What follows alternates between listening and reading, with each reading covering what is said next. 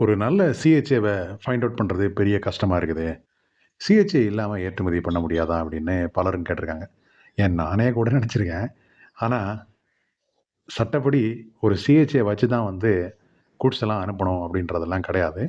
ஒரு தனி நபர் போயிட்டு தாராளமாக சிஹெச்ஏ இல்லாமல் ஏற்றுமதி பண்ணலாம்.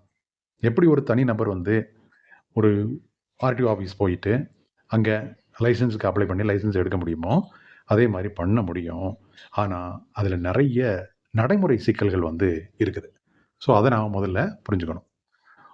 என்னை பொறுத்தவரையில் ஒரு ஏற்றுமதி நிறுவனத்தோட முதலாளிக்கு என்ன வேலை அப்படின்னா, ஃபஸ்ட்டு நல்ல பையரை கண்டுபிடிக்குது, தரமான பொருட்களை வந்து தேர்ந்தெடுக்குது, அதுக்கடுத்து டைம் டெலிவரி பண்ணுறது, குவாலிட்டியை மெயின்டைன் பண்ணுறது, இதுதான் வந்து முக்கியம்.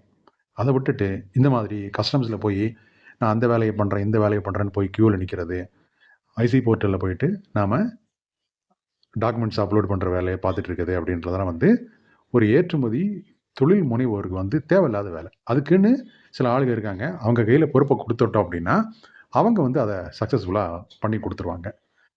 இந்த எக்ஸ்போர்ட்டில் இந்த மாதிரி இந்த சுங்க விதிகள்லாம் இருக்குது இல்லைங்களா, கஸ்டம்ஸில் வந்து நிறைய ரூல்ஸ்லாம் இருக்குது. அதெல்லாம் அடிக்கடி மாறிட்டே இருக்கும். சில நாடுகளில் ஒரு குறிப்பிட்ட ஹெச்எஸ் கோடுக்கான ரூலை மாற்றுவாங்க.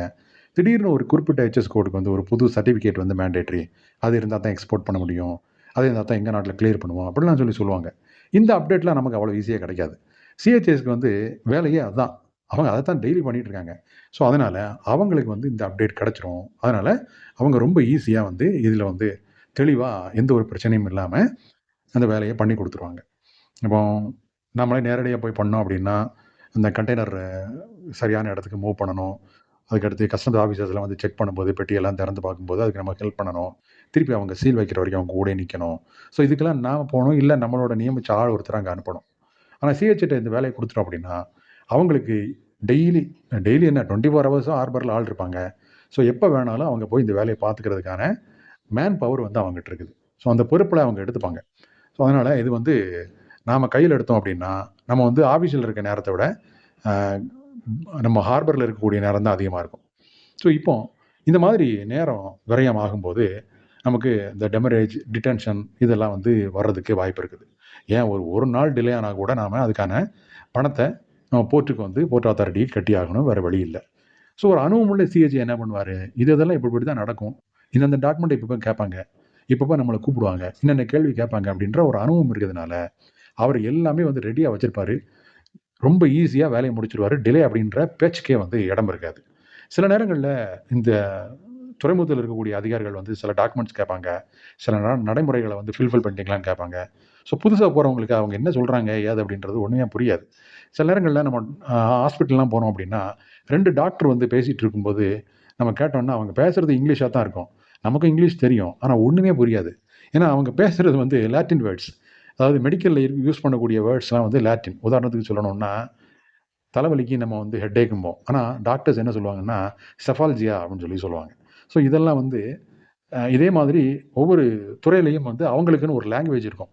ஸோ அதை வந்து புரிஞ்சு அதை நாம் அண்டர்ஸ்டாண்ட் பண்ணி அதுக்கான வேலைகளை பார்க்குறது அப்படின்றது ஆரம்ப காலகட்டத்தில் அவ்வளோ ஈஸியாக இருக்காது. நமக்கு வந்து பெரிய அளவில் அது ஒரு கஷ்டமாகவே ஆகி போயிடும். அதனால் நாம் சுங்கத்துறையில் என்ன வேலை இருந்தாலும் சரி, அதை சிஹெச்ஐட்ட கொடுக்குறது அப்படின்றது வந்து ஒரு புத்திசாலித்தனமான முடிவு அப்படின்றது என்னோட கருத்து. ஸோ சிஹெச்ஏ அப்படின்றவர் வந்து ஒரு சாதாரண இடைத்தரகர் கிடையாது. அவர் நம்ம வணிகத்தை அடுத்த கட்டத்துக்கு எடுத்துகிட்டு போகக்கூடிய ஒரு முக்கியமான நபர். இப்போ ரயிலில் கடைசி பெட்டியில் ஆளே இருக்க மாட்டாங்க, ஒரே ஒருத்தர் தான் இருப்பார். ஸோ அந்த ஒருத்தர் இல்லைன்னு வைங்க, ரயில் எப்படி போகும்? ஸோ அந்த மாதிரி தான் சிஹெச்ஏ இல்லை அப்படின்னா நம்மளோட பிஸ்னஸ் வந்து ஸ்மூத்தாக நடக்காது. அதனால் சிஹெச்ஏவோட ரோலை நான் எடுத்துக்கிறேன் அப்படின்ற மாதிரி போகாமல் அவர் கையில் பொறுப்பு ஒப்படைச்சிங்க அப்படின்னா அந்த வேலைகளை அவர் பார்த்துப்பார். தொழிலை அபிவிருத்தி பண்ணக்கூடிய வேலைகளை நாம் பார்த்துக்கலாம்.